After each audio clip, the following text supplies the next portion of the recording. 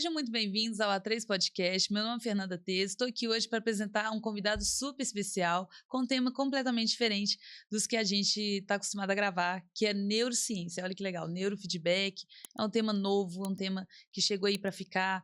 Inclusive, esse convidado também é casado com uma arquiteta que mexe com neuroarquitetura. Então, tem tudo a ver vocês assistirem o episódio de hoje. Mas antes, quero falar com vocês sobre o nosso patrocinador, Mafuz Imóveis de Luxo, que fica na região do Alphaville e também do Vila da Serra. Ele que é casado e pai da Sara Radazza, de 17 anos, formado em processos gerenciais e em psicologia, além de possuir também pós-graduação em psicanálise. E é especialista em treinamento e desenvolvimento, eletrofisiologia cerebral e atualmente trabalha com neurofeedback, sendo psicoterapeuta especializado em modelagem da atividade cerebral. Com vocês, Igor Queiroz. Olá, boa noite a todos. Espero que trazer aqui algo que venha realmente acrescentar no dia a dia de cada um de vocês. Quero agradecer a Fernanda por estar dando essa oportunidade da gente estar aqui falando sobre esse tema. Eu sei que não é sua área, mas a gente vai falar um pouco, bastante, sobre essa parte aí que é o cérebro, que é fundamental para executar tudo aquilo que a gente tem durante o dia, né? E todas as profissões precisam. Exatamente. Nós estamos falando aqui daquilo que rege ali todo o nosso dia, né? Todas as nossas funções executivas. Igor, vamos aproveitar que a gente está falando da mente humana. Como que nasceu sua paixão por esse tema? A minha paixão, ela nasce um pouco da minha história de vida, né? Eu fui uma criança com dislexia, numa época que não havia tanto parâmetro para diagnóstico, então eu fui descobrir isso na faculdade, mas eu fui uma criança que saiu da escola, largou a escola, pela dificuldade de aprendizagem, né? Então, ali naquele momento não me norteou sobre o que eu iria fazer, né? Mas ali nasceu uma certeza de sempre ter um olhar da dificuldade que as pessoas têm para desenvolver coisas simples. Então, isso veio durante a vida, dentro da minha primeira formação, que é gestão, né? Processos gerenciais. Eu fui cada vez mais me encontrando num processo de ver pessoas altamente capacitadas, né? Às vezes você contrata uma pessoa que tem uma habilidade que você fala assim, poxa, acertei na contratação. Mas na hora que vai ver, essa pessoa tropeça no próprio cadarço, né? E aí isso daí eu posso dizer que me chamou realmente para o olhar para o ser humano, né? E aí, misturando com toda essa história de vida, foi como que eu cheguei na psicologia, né? Onde eu estou hoje. Então, você descobriu desde cedo ou foi ao longo da sua jornada? Não, eu acho que isso foi se desenvolvendo, tá? Eu acho que eu não posso caracterizar por um problema específico da minha infância, mas foi um conjunto de coisas, né? E a Sara, ela influencia de alguma forma o jeito que você enxerga a sua profissão e a sua vida? Ah, com certeza. A família em si, né? Não vou dizer nem a Sara, mas a família em si nos coloca realmente de uma forma a questionar nossos padrões, né? A conflitar com o nosso eu. Eu acho que isso é a modelagem que nós vamos falar aqui do neurofeedback, é uma modelagem, né? E o próprio viver é essa modelagem. E quando chega uma criança dentro de um lar, eu costumo dizer, o casamento ele não muda a vida não, mas nascer o menino muda a vida. Aí muda tudo, porque você começa, primeiro, a tentar encontrar formas de acertar, né? Não trazer os erros que você julgou ser importante na sua vida, mas ao mesmo tempo você também começa a enxergar você naquela criança, né? Você vê seus erros, você vê suas manias, seus costumes, né? E a Sara, a gente se parece bastante. Então, é meio que, tipo, dá aquela conflitada. E isso gera uma mudança tanto em mim, né? Como no meu processo como profissional. Eu acho interessante você tocar nesse assunto, porque já veio mães aqui no podcast e elas falam, eu aprendo muito com meu filho também. Sim. Não é só ele que aprende. Ah, não. Né? Não é só a criança que aprende. Nasceu, vem uma aprendizagem que é maravilhosa, constante né? e contínua. Contínua. Da vida. Eu falo que A Sara, ela quase que foi vamos dizer que não só a Sara, né? A Sara e Marlise foi como é que a gente pode Virada de falar? chave. Foi ali, foi o exemplo para a gente poder começar realmente, foi um laboratório, vamos dizer assim, um Adorei. laboratório, né? E você fala sobre essa modelagem cerebral. Como que funciona isso na prática? A modelagem é o seguinte, o nosso cérebro ele tem uma atividade cerebral que parte de 0,1 Hz até 100 Hz, tá? E isso se a gente estratifica isso na quantidade, na velocidade, então, por exemplo, a gente tem ondas que vão de 0 a 4 Hz, essas ondas são as deltas. Ondas deltas são ondas ligadas ao sono, então a gente espera encontrar elas no sono. A gente tem lá ondas que vão de 4 a 8, são as tetas. Então, o padrão da atividade cerebral vai estar muito ligado ao comportamento, tá? Então, a modelagem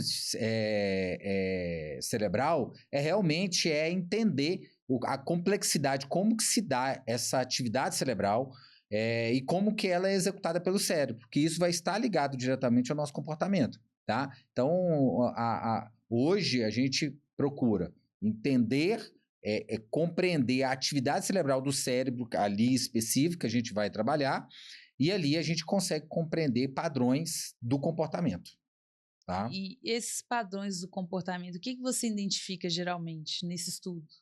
Ali você tem tudo. Você tem, hoje, o padrão cerebral vai dizer se você é uma pessoa mais calma, né? Se você é uma pessoa mais agitada, se você tem uma visão mais externa para a vida, se você já tem uma visão mais interna para a vida, dependendo da região. Então, por exemplo, tem um problema com matemática, vamos falar aí a parte de engenharia, que gosta.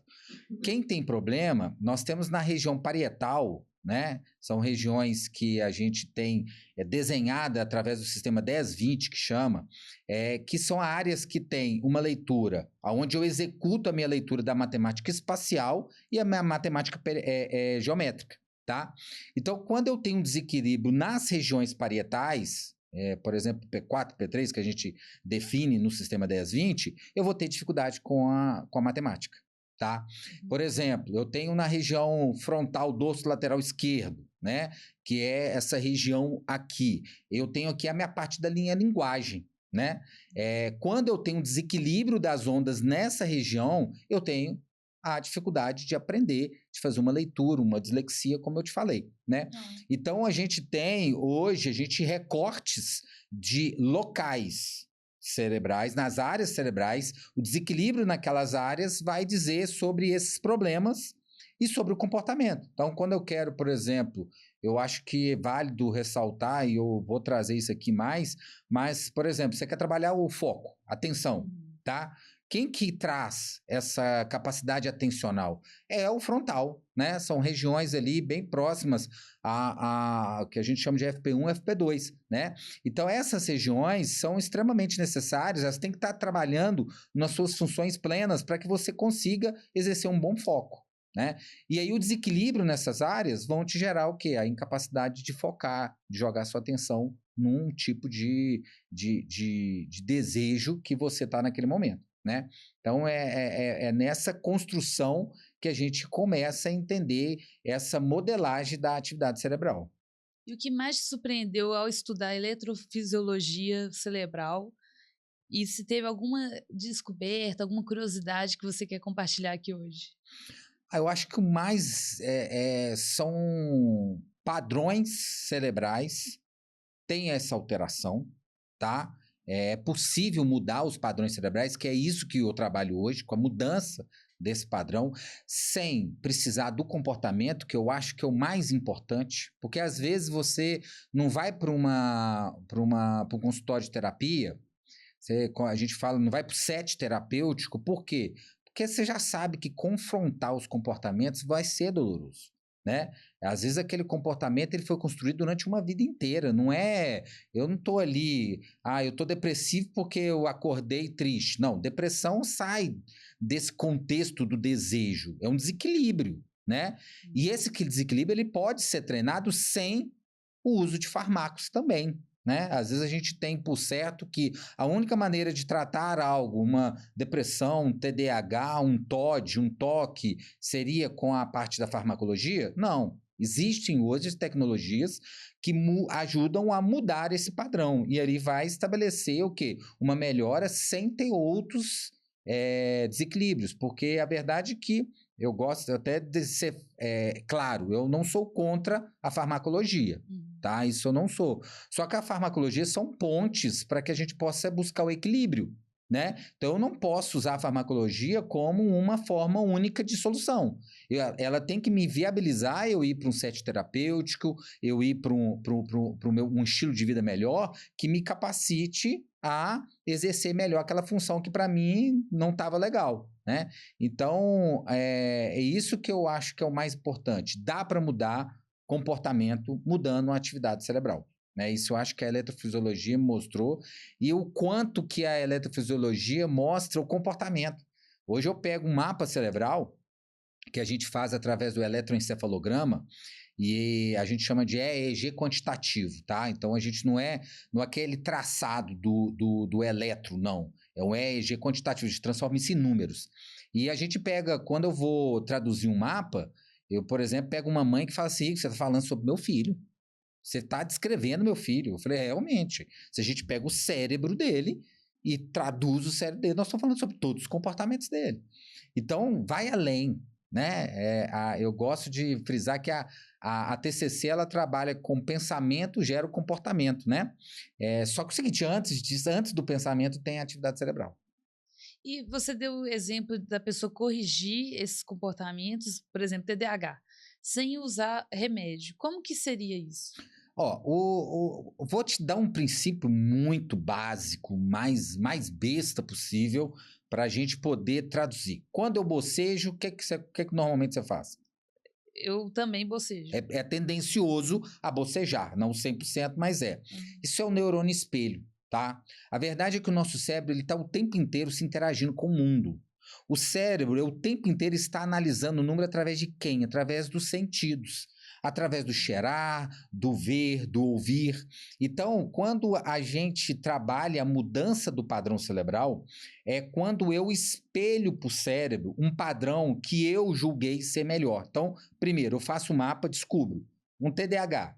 TDAH pode ser, tem vários desequilíbrios na atividade cerebral que se traduz do TDAH, mas um desequilíbrio, diminuição do frontal, tá? Frontal tá lento.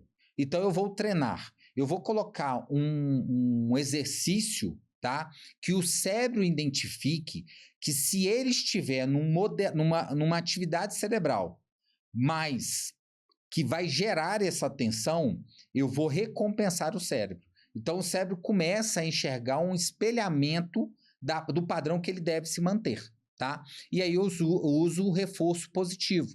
Então quando o cérebro chega num espaço onde eu acreditei que é melhor para ele, através do estudo que eu tenho, aí sim eu dou o reforço positivo para esse cérebro, tá? E ele entende que aquele padrão é melhor para ele do que o padrão que ele atualmente está. E o que seria esse reforço positivo? Bom, vou tentar desenhar aqui, por exemplo, nós temos o seguinte, nós temos o jogo de Pac-Man, é um dos nossos joguinhos que a gente coloca. Eu coloquei os eletrodos na região a qual eu quero treinar. Então, eu coloquei os eletrodos aqui e no meu sistema eu vou falar assim, olha, eu quero inibir ondas lentas, tá? Ondas lentas que vão de 2 até 12.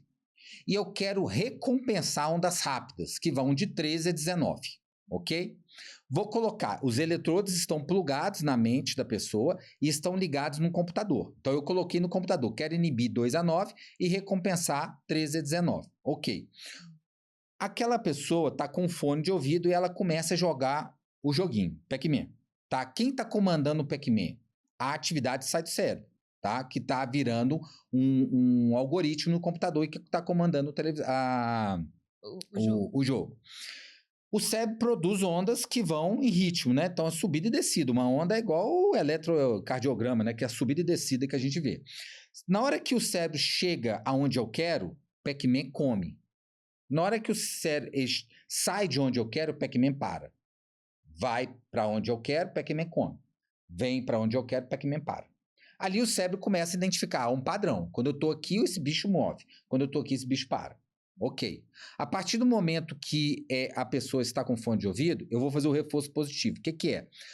Reforço positivo é frequência, tá? Então, estou aqui, Pac-Man tá comendo. Automaticamente vai vir o que nós chamamos de frequência de coerência. Vai vir uma frequência imperceptivelmente humana, mas o cérebro vai ver uma frequência coerente com o que ele está produzindo. Então, o cérebro vai falar assim, ó, o lugar tá legal. Quando o cérebro está num lugar que o Pac-Man está parado, aquilo gera uma percepção do cérebro, e eu dou o que a gente chama de ruído de fundo. Eu dou uma frequência que vai em discrepância à frequência que ele está produzindo. Então, ele sente que aquele lugar ali não está legal, tá? Então, ele começa a fazer essa modelagem da frequência a partir do quê? A partir do que ele está vendo, né? Que o Pac-Man não anda, e a partir do que ele está ouvindo em frequência. Então, basicamente, uma explicação rápida do como se dá essa modulação seria essa em uma de nossas tecnologias, tá? Nós temos mais tecnologias Aí a gente está falando agora muito da neuroregulação. A gente também tem a neuromodelação. A neuromodulação ela já parte de um princípio de descarga elétrica. A gente não para frisar quem vai ver esse podcast depois, não é eletroconvulsoterapia. Porque a eletroconvulsoterapia é um processo invasivo, extremamente pesado. O que a gente chama hoje, que eu trabalho, é a TDCS, que é a estimulação transcraniana por corrente contínua, e o objetivo dela é lançar uma descarga de até 2 miliamperes, tá? Para ativar a polarização do neurônio. Tá? Então, eu ativo aquele neurônio para que aquele neurônio comece a trabalhar, né? Então, eu posso hiperativar ou hipoativar um neurônio com uma descarga elétrica. Então, aquela pessoa hiperativa também se resolve com... Sim, sim. Trabalhamos com hiperatividade, desatenção, falta de foco, tudo. Bastante coisa. E como que faz? Se alguém está assistindo aqui e pensa assim, não, gostei... Como que faz? Isso é agenda sessões? Como que funciona? O neurofeedback, ele parte do princípio primeiro que a gente tem que mapear o cérebro.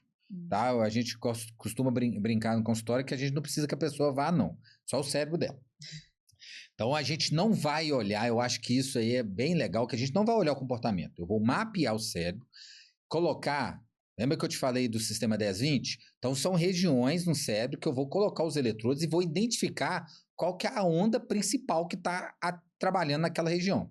Fizemos o mapa cerebral, aí sim a gente vai fazer um plano de treinamento. A gente não fala nem tratamento, a gente fala treinamento. A gente vai buscar uma regulação do cérebro como um todo, daquele padrão que a gente viu especificamente daquela pessoa, né? Então, isso a pessoa precisa procurar um profissional que trabalha com neurofeedback para fazer o mapa e assim descobrir qual que é o padrão cerebral e o que aquele padrão tem a ver com os comportamentos dela e montar um plano de treinamento para mudança, e isso em consultório. Tem que ser uma coisa presencial, tá? Um trabalho presencial.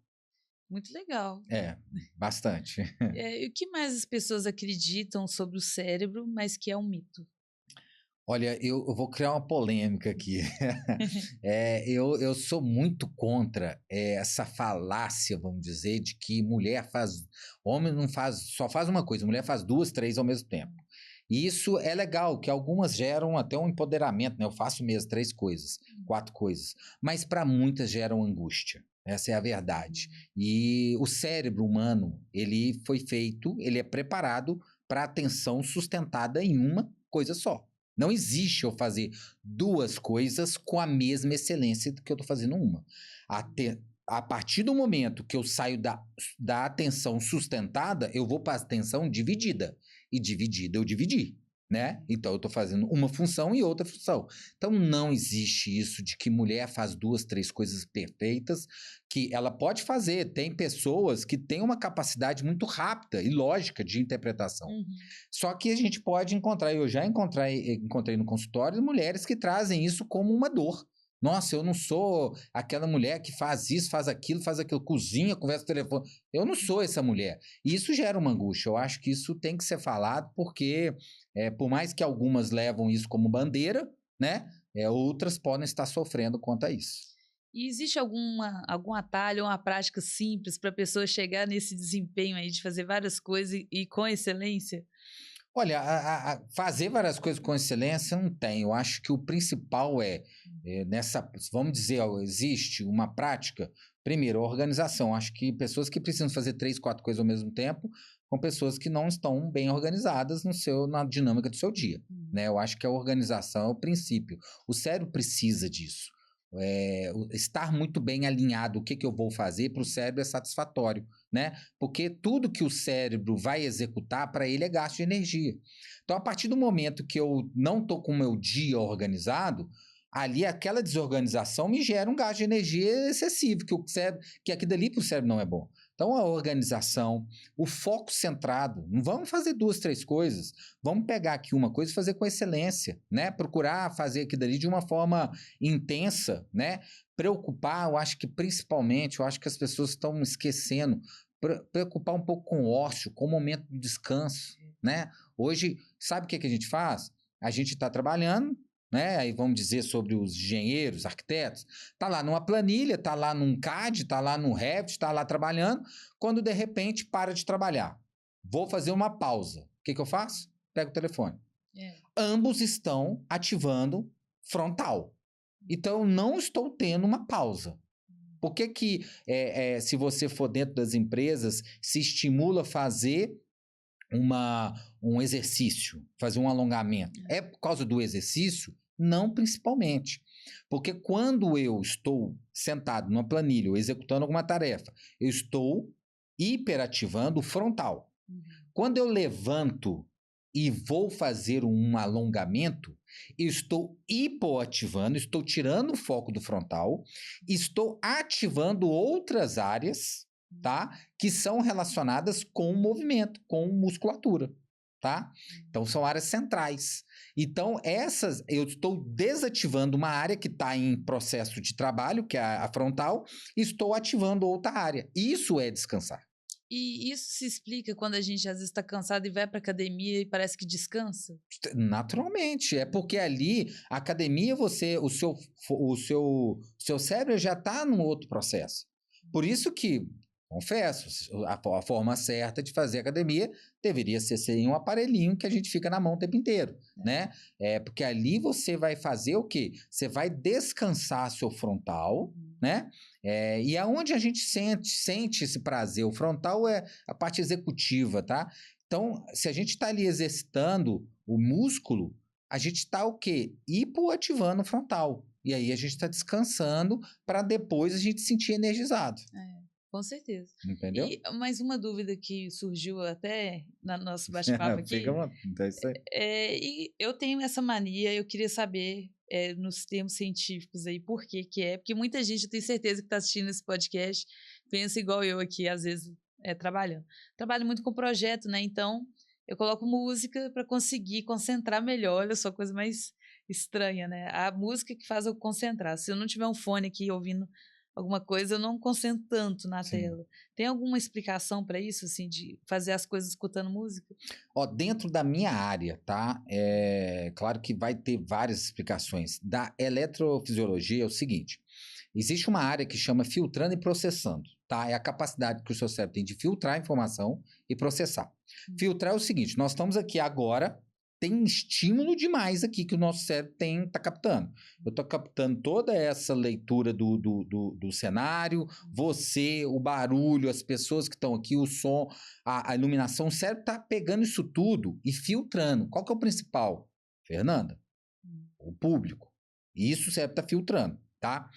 Quando eu tenho baixa capacidade de filtrar, é bom eu ter um estímulo que sobrepõe aos outros. Tô lá estudando, tô lá trabalhando, tô na frente do CAD, tá? Aí eu coloco um som que sobrepõe a outro volumetria de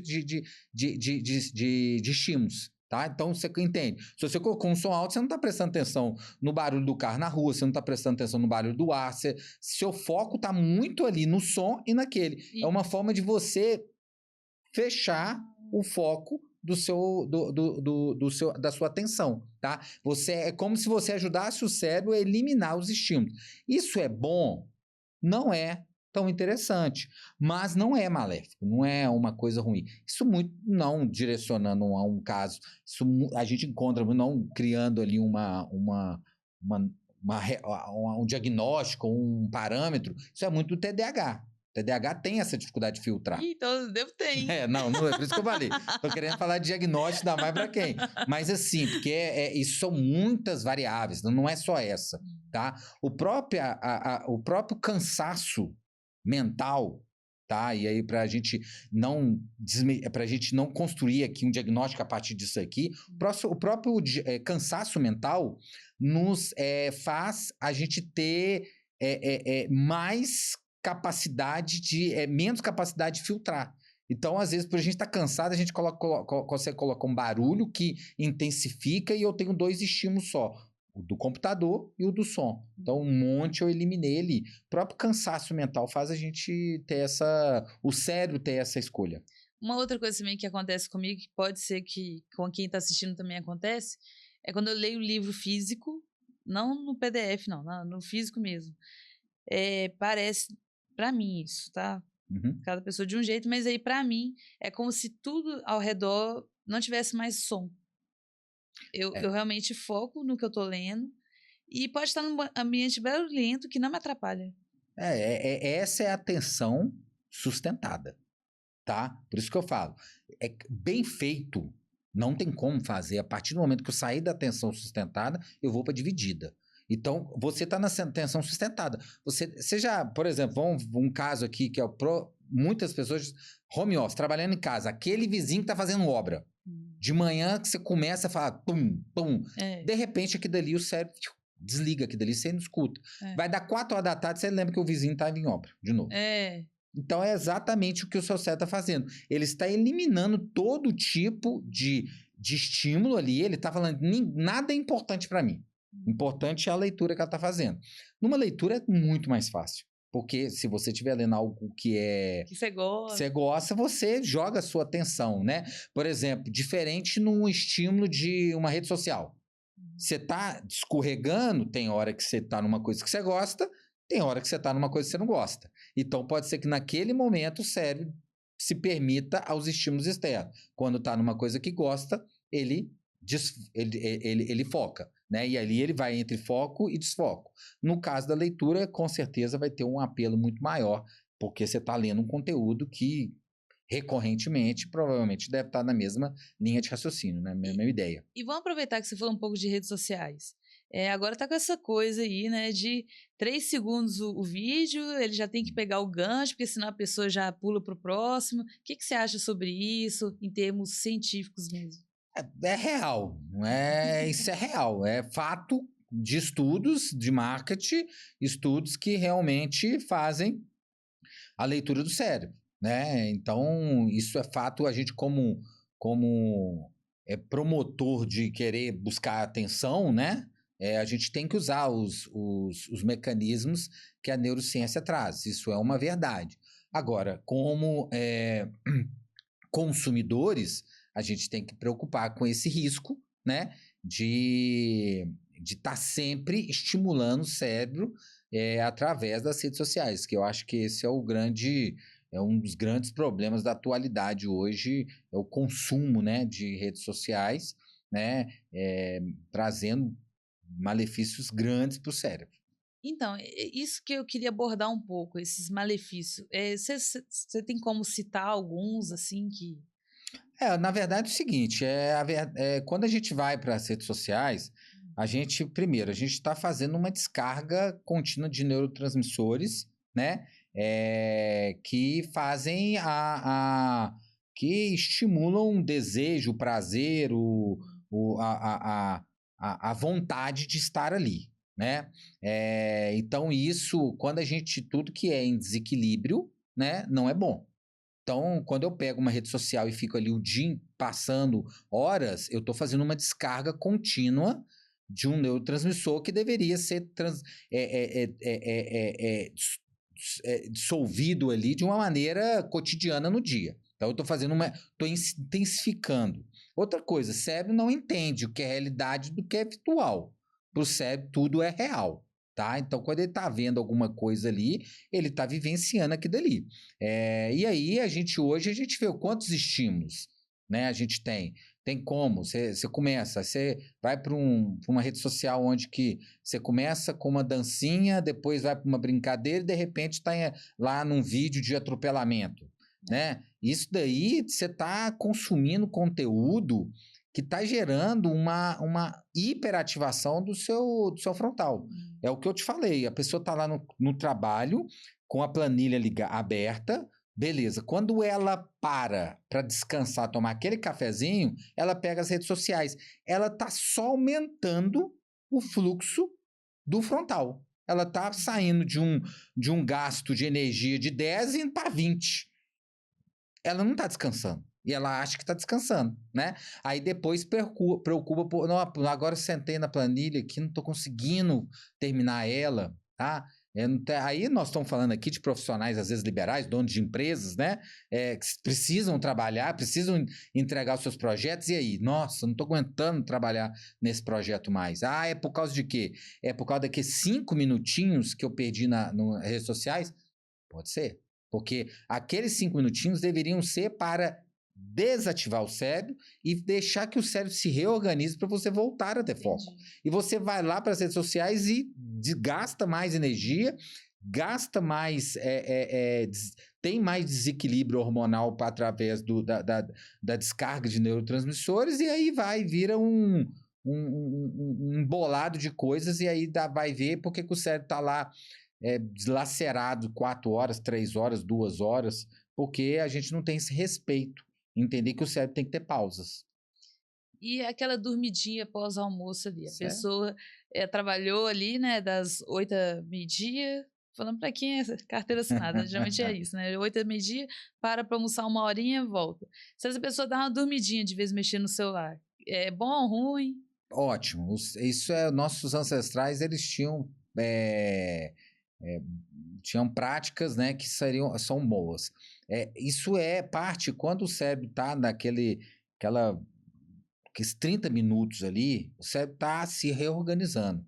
O momento que você der para o seu cérebro de descanso, ele vai se reorganizar, tá? O cérebro não para, né? Então, ele vai se reorganizar. Então, você vai estar bem mais preparado para a noite.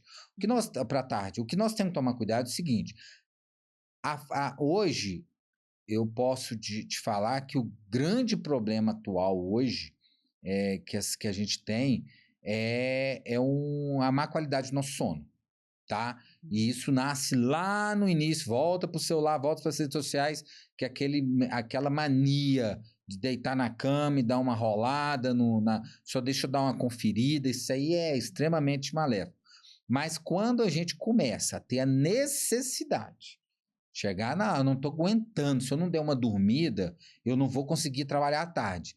Então, o certo não é corrigir e colocar essa dormida à tarde, essa meia hora. O certo é corrigir o problema, tá? A gente ir lá na fonte do problema, que é uma má higienização do sono, né? Um processo de sono muito desqualificado, né? Então, assim, a gente tem que preocupar com a raiz do problema, tá? Mas, em si, parar um pouquinho, isso para o cérebro é um agradecimento. Olha, se reorganiza aí, porque à tarde o negócio vai ser intenso. Beleza, o cérebro ama isso, é ótimo. Se o cérebro fosse um músculo que poderíamos treinar, qual seria o exercício número 1 para manter uma mente saudável? É interessante essa pergunta sua, porque muitas pessoas acham que o cérebro é um músculo, né? E o cérebro não é um músculo. Agora, por que as pessoas acham? Porque o cérebro tem as características de um músculo. E qual a característica principal? É o quê? A modelação, né? A mudança, uma das características. Então, eu acho que é o seguinte, memória ativa é um exercício que é simples, mas é interessante. O que é? Vai descer para fazer uma compra no supermercado, fez uma lista, tenta acertar a lista, né? Faz a lista, tenta acertar a lista sem olhar, né? Ali você tá com uma memória ativa, então você tá tentando ali acertar, no final você verifica, né? Técnica de mindfulness, né? Atenção plena, isso aí é realmente tentar centrar o foco num local, buscar o controle do corpo na respiração, isso daí também estimula o cérebro, né? Para a gente poder melhorar as funções desse chamado, por muitos, músculo, né? Para que a gente possa elaborar, treinar esse cérebro. Isso é extremamente importante. Como entender melhor o funcionamento do cérebro pode ajudar não só profissionais, mas também pais, líderes e casais? Autoconhecimento. O cérebro, autoconhecimento parte da psicoeducação. Eu só vou para um lugar se eu sei onde eu estou. Se eu não sei onde eu estou, eu não vou para que lugar que eu vou, né? Então, a psicoeducação parte do princípio do autoconhecimento. E eu acho que a atividade cerebral hoje, ela me dá... existem padrões cerebrais de pessoas, a gente costuma falar muito o seguinte, a gente tem padrões que têm uma dinâmica de ver a vida mais turva, tá? Aquela pessoa que vê o copo meio cheio, não vê, e aquelas pessoas que vê meio vazio, tá? Tem pessoas que têm essa projeção de ver meio vazio. Isso é estilo da estrutura dela. Se ela sabe que ela é assim, ela já sai de frente de falar assim, opa, eu não estou depressiva. É a minha forma de ver a vida. Eu posso mudar? Posso. A partir do momento que eu sei que aquilo dali não é proveniente das minhas escolhas erradas, que não é proveniente de só um estilo de vida. É proveniente de mim. Eu sou uma pessoa, vamos pegar aqui nós dois, você é uma pessoa extremamente extrovertida, conversa bem com todo mundo, sou uma pessoa totalmente introvertida. Se para mim há um julgamento social do introvertido, se isso para mim é uma dor, se eu não sei que eu introvertido é aquela pessoa que gosta, a energia vem muito mais sozinho do que com os outros, se eu sei que isso faz parte de mim, eu não vou viver me julgando. Falando, nossa, eu não sou aquela pessoa que, igual a Fernanda, que chega e conversa com todo mundo. Eu vou viver convicto, eu posso conversar com todo mundo, eu transito entre as pessoas, mas eu sei que o que traz energia para mim qual? O churrasco no sábado à tarde com todos os amigos ou ficar em casa sozinho? Ficar em casa sozinho me traz muito mais energia. Posso ir pro churrasco? Posso, mas eu sei como que na hora que eu precisar de energia, o que eu tenho que fazer? É busca de autoconhecimento. Saber atividade cerebral ajuda demais nessa base de comportamento. Isso que você falou é interessante, né? Que por exemplo, se eu viajar, mesmo que for com muita gente, eu volto energizado. E tem gente que volta de viagem cansado. Mortinho. Parece que a pessoa cansa mais de ter viajado. Eu brigo, né? Hoje a minha esposa já entende um pouco mais, mas se você quiser deixar sábado à noite em casa sozinho, com luz apagada, gente, você pode ter certeza que segunda-feira eu tô um furacão. Eu tô assim, energia pura. Agora, se eu passar o final de semana inteiro relacionando com pessoas, segunda-feira eu tô um bagaço. Entendi. É fato. Então, isso é muito de mim, é minha maneira de ser. Aí, o problema é quando eu falo assim, nossa, isso tá errado, né? Quando eu não me conheço o suficiente para poder saber os meus limites e as minhas formas de buscar essa energia, né? E o que você diria para quem está se sentindo travado na vida, sempre repetindo os mesmos padrões? Padrões são caminhos neurais, né? Padrões são caminhos neurais e, te falo, há possibilidade de mudança. Prerrogativa número 1, saiba entender que às vezes você precisa de ajuda externa. Sai desse contexto que eu tenho que sair desse lugar que me trava. Mas se você puder, existe uma coisa chamada hábitos angulares, né? São hábitos que nos potencializam a outros hábitos. Vou desenhar aqui, por exemplo, um exercício físico, né? O exercício físico, naturalmente, quando você faz, você fala assim, poxa, eu quero melhorar a minha alimentação, eu quero melhorar os meus relacionamentos, eu quero parar de fumar. É um hábito que potencializa outros. Sim. Vou falar, que eu falando de exercício físico que acaba clichê, mas vamos falar de um hábito angular muito simples. Arrumar a cama de manhã. Opa, o que quer dizer arrumar a cama de manhã? Quer dizer, terminei o meu sono. Terminei um estado longo, que eu tô aqui quase 8 horas parado. Então eu terminei, finalizei. Isso pro cérebro, quando finalizo, eu inicio. Então potencializa a minha força para aquilo que eu vou inicializar. Eu terminei aquela função que eu estava. Pensa comigo, você pegar um projeto, você tem 3 projetos, quando você ficar com os 3 ao mesmo tempo, cansa, não cansa? Dá um desespero. Agora, quando você finaliza um, te dá aquela sensação. Então, os hábitos angulares, eles te potencializam outros hábitos. tá? Ele te leva para outros lugares. Então, os hábitos angulares são, sim, uma forma que tem da gente potencializar a mudança. Então, às vezes, eu não vou fazer. Eu tô travado querendo emagrecer. Eu vou começar a fazer uma dieta? Talvez não. Talvez começa com uma caminhadinha. E come pra caramba. Aí depois a caminhada faz o processo de quê? De você buscar outras formas de emagrecer. E aí aquilo ali vai potencializando outros hábitos. E pessoal, para quem tá prestando atenção aí quando o Igor falou, né, arrume sua cama, eu sempre indico livros no podcast, então agora eu vou recomendar o livro Arrume Sua Cama, que é excelente esse livro, já Nem leu? conheço, não. E o outro que é Hábitos Atômicos, que também tem tudo a ver com o que está sendo discutido aqui, você também já leu esse? Não, também. É maravilhoso, os dois. Vou procurar essa leitura aí. Igor, existe algum caso de paciente que transformou sua vida nesse quesito de enxergar a psicoterapia? Sim, sem dúvida, são eles que nos fortalecem, né? Então, hoje eu tenho aí, eu tenho como norte, até mesmo para o neurofeedback, eu tive a convicção que eu estava no lugar certo quando eu estava treinando o cérebro de um autista, uma criança de 8 anos, e é severo, ele tem a fala dele comprometida, e era, né? E eu lembro que a mãe dele estava sentado na, perto da cadeira onde que ele estava, e de repente ele arrancou todos os eletrodos, abraçou a mãe e beijou a mãe. A mãe parou, começou a chorar e falou assim: Igor, meu filho não faz isso desde os 3 anos de idade. Ele não tem essa interação comigo, né? E aquilo ali, para mim, naquela hora, eu falei assim: é isso que eu quero.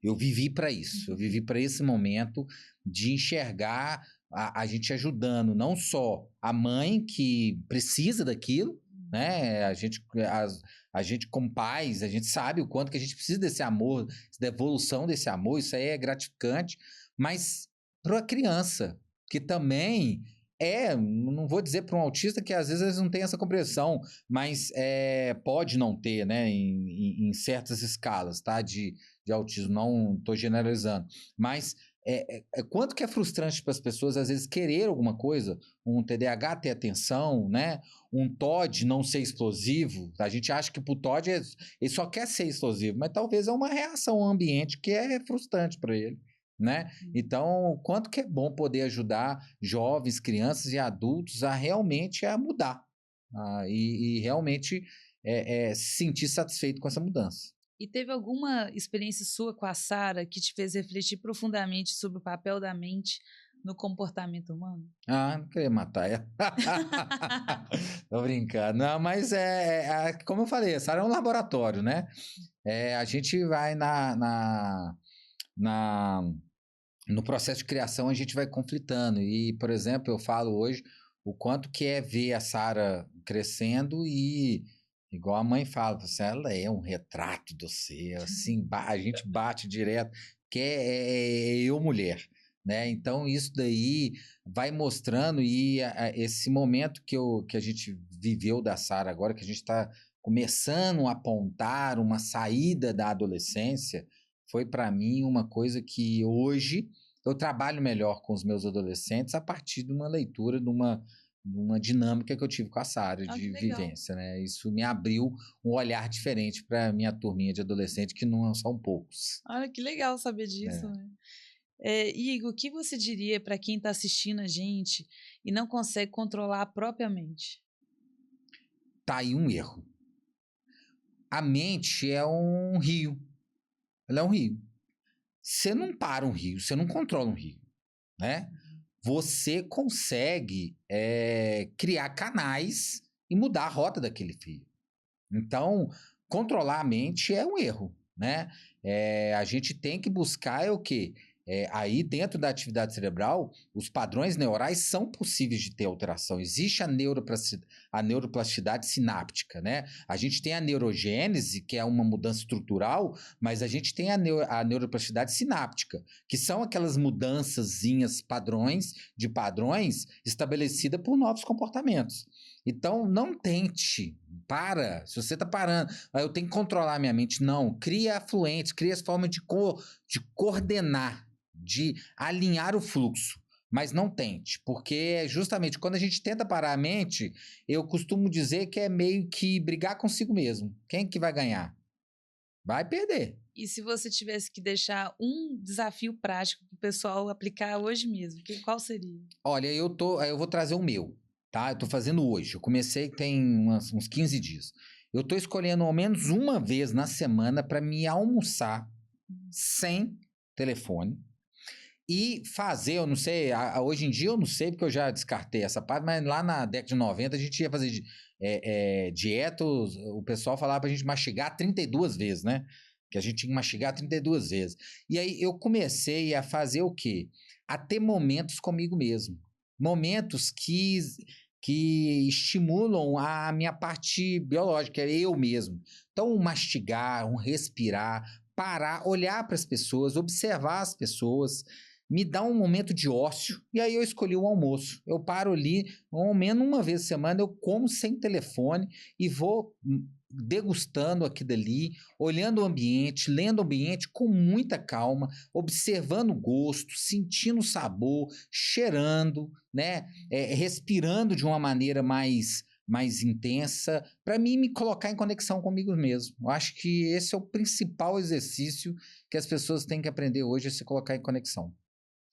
O bom é que quando você faz isso, né, de estar ali no momento presente, você come até menos, você já reparou isso? Sim, sim. Você cuida melhor de tudo, da sua alimentação, do seu corpo, da sua energia, do seu estado mental, de tudo. Você está cuidando de você. Quando você se coloca em conexão com você, você está cuidando de ti. E isso que esses redes sociais, o telefone, a gente está no mesmo WhatsApp profissional, empresarial e pessoal, né? Então, ali na hora que a gente está saindo do trabalho para almoçar, tá pegando um WhatsApp para responder, aí na hora que você está respondendo sua esposa, chega uma mensagem do seu cliente.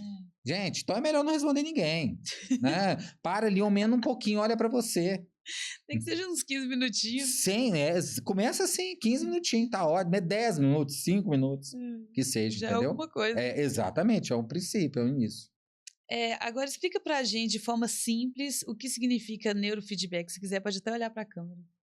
O neurofeedback é um treinamento, tá? É o que eu posso dizer, uma academia para o cérebro, tá? O neurofeedback é uma forma de você mudar o padrão da atividade cerebral que igual a gente falou aqui, que é uma parte do seu comportamento. Então, existe o padrão que influencia no seu comportamento. Então, o neurofeedback é nada mais, nada menos do que uma ginástica cerebral. Só que não uma ginástica com atividades de comportamento. É uma ginástica através de equipamentos, tecnologia, para poder influenciar a mudança desse comportamento, dessa atividade cerebral.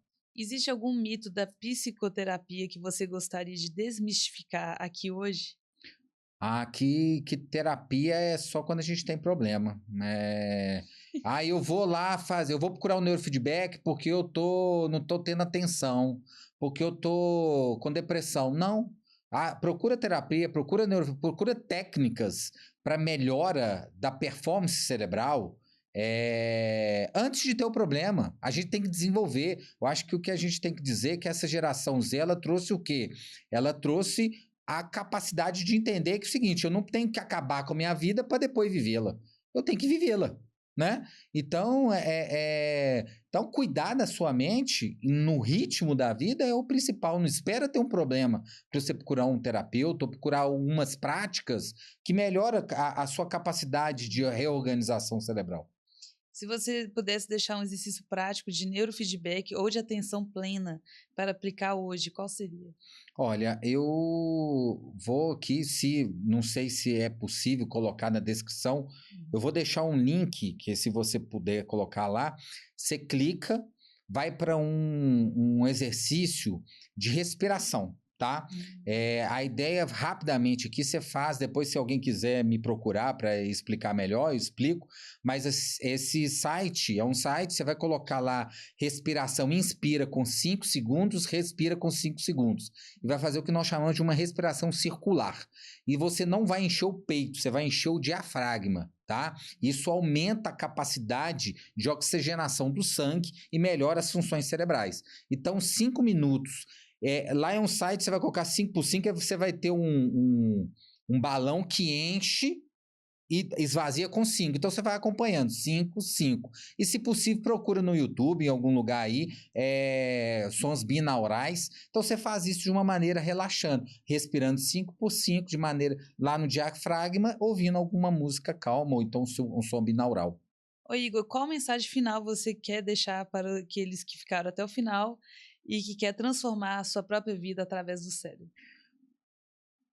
Pense, eu buscar uma melhora, tá, do meu cérebro hoje é possível, tá? Se você é empresário, se você é profissional liberal, qualquer que seja, hoje eu tenho no consultório muito mais transtornos, né, dificuldades, patologias para tratar do que profissionais que às vezes falam assim: "Ô, Igor, eu quero melhorar a minha capacidade atencional para mim ir para um outro patamar, para mim melhorar a minha capacidade de entrega dos meus projetos, né? Para mim melhorar a minha capacidade de relação comigo mesmo, com a minha família, né? Então, hoje, nós temos já tecnologias que auxiliam nesse processo. A gente não vai todos os dias para a academia para mexer os músculos. Hoje nós deveríamos ir para a academia cerebral todos os dias. Eu acho que isso seria, e não seria nem todos os dias, o neurofeedback nós fazemos 2 vezes por semana. Então procure saber sobre neurofeedback, biofeedback, neuromodulação. Tantos atletas estão utilizando isso para a melhora da performance. Hoje, tratamentos, técnicas, tá, utilizada por atletas de alta performance, como Michael Phelps, como o time do Palmeiras todinho. Hoje eu tenho na minha clínica e está a condição de muita gente aqui, tá? Para o quê? Para melhorar a capacidade cerebral para atingir um novo espaço, né? Eu acho que não procure só quando você tiver um problema, procure para não ter um problema. Oh, gostei dessa frase. Igor, agora a gente chegou no final do podcast. Oh. Que pena, né? Vamos fazer o pitch de elevador aqui. Você vai olhar para a câmera, você tem 1 minuto para convencer o cliente a fechar negócio com você. Rodando? Já. Olha, como eu acabei de falar, você tem a oportunidade, tá, de saber mais sobre como atingir a melhor performance na sua vida profissional, sentimental, social, tá? E isso está muito próximo, não está tão longe, né?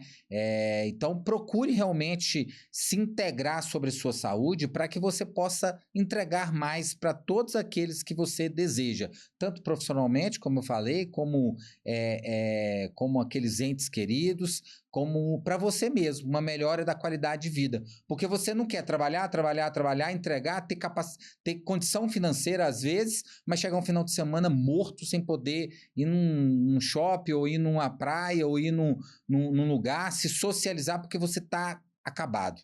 Isso tem condição, não é só a parte física. Há a possibilidade de você treinar e modificar o seu cérebro para a melhora desse estilo, dessa qualidade de vida. Se você fosse escrever um livro da sua vida, qual título ele teria? Superação. Gostei. Se você tivesse que falar um lema que é o seu guia até hoje, qual seria? Inspire-se. Agora, a nossa última pergunta. Seu último dia na Terra, você não pode deixar nada. Apenas 3 verdades. Não pode deixar rede social, não pode deixar nenhum livro. Apenas 3 verdades suas que vão ficar como se fosse seu legado aqui na Terra. O que você diria? Família, amor e Deus. Não, muito bem. Você gostaria de acrescentar algo? E agradecer. Eu acho que o que você realmente está fazendo eu acho que é abrir o horizonte, né? Poderia estar aqui um engenheiro, um arquiteto, uma pessoa da sua área, mas eu acho que faz parte da estrutura de viabilizar o processo de crescimento, a gente saber que existem outras coisas além das nossas funções. Eu acho que esse é o papel que você está fazendo aqui, abrindo o leque para profissionais da sua área descobrir novas coisas, porque às vezes a gente fica bitolado num tema só, num ritmo só, e eu acho que a gente tem que preocupar um pouco com o todo. Nós somos um complexo, né? O ser humano é uma subjetividade muito grande. Então, a gente é interessante trabalhar todos complexos. Então, o que eu quero é agradecer a sua oportunidade, parabenizar para você pelo seu trabalho, por toda essa energia, E, ok, agradecer a todo mundo que gastou aí, deixou um tempinho para poder ouvir. E fico à disposição. Para quiser saber mais, eu tenho lá, tá, o Fernando? Eu separo 1 hora do meu dia para quem quiser ir lá sem compromisso, sem pagar, para conhecer sobre neurofeedback. Ah, que Então, legal. se você falar assim, Igor, eu quero uma aula sobre neurofeedback, a gente vai separar 1 hora e meia, eu não vou te cobrar. Você vai lá no consultório, presencialmente, a gente vai fazer, porque eu acho que o conhecimento gera realmente uma capacidade de melhora do estilo de vida, da qualidade de vida de todos. Ah, e vão aproveitar, então já passa o endereço aí pro pessoal. Você me encontra nas redes sociais, né? Igor Queiroz PSI, né? E o meu consultório fica ali na Getúlio Vargas, 668, sala 105. Mas me manda lá, vai lá no meu Instagram, manda um WhatsApp, porque nem toda hora eu tô lá. Eu fico agitado, correndo, não atendo só lá no consultório, eu tenho outros lugares que eu atendo. Então, eu tenho atendimentos em casa, eu atendo aí uma senhora com Alzheimer, crianças que às vezes é difícil o deslocamento, então eu vou até, mas me chama lá e vamos bater um papo, fica assim, eu separo esse tempo. A hora que alguém me chamar, vamos lá, vamos parar, vamos. Acho que conhecimento traz libertação. Ah, com certeza. Né? E pessoal, para você que ficou aqui até agora, muito obrigada. E aguardo você para o próximo episódio. Já se inscreva no canal para não perder nada e segue o Igor para ficar por dentro aí do neurofeedback. Muito obrigada. Obrigado.